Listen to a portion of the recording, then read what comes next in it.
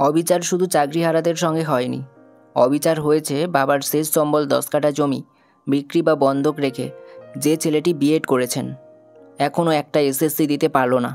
যে সন্তান এমএ অথবা এমএসসি এবং বিএড করে বাড়িতে অসুস্থ মা বাবাকে রেখে পরিযায়ী শ্রমিক হয়েছেন।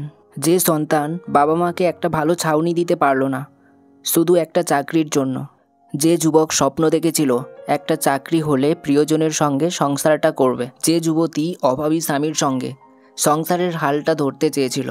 যে তরুণ তরুণীরা স্রেফ দুঃখ কষ্ট মুছতে প্রতি রাতে বালিশ ভেজায়। ডিপ্রেশনের মেডিসিন নিয়ে যে যুবককে ঘুমোতে হয়। পরীক্ষাতে বসেও যারা জানেনই না তাদের রেজাল্ট কী, ওএমআর শিটে কত সঠিক উত্তর করেছে শুধু একটা এসএসসি হবে বলে, যারা বহু বছর ধরে স্বপ্ন দেখতে দেখতে জীবন থেকে বছরগুলো শেষ করে দিল। যারা চাকরি হারিয়েছে তারা তো শুধু 6টা বছর সুখে শান্তিতে জীবন কাটিয়েছিল। যারা চাকরির মুখটাই দেখতে পেল না পরীক্ষা না হওয়ার জন্য, তাদের অবস্থার কথা একটু ভাবুন।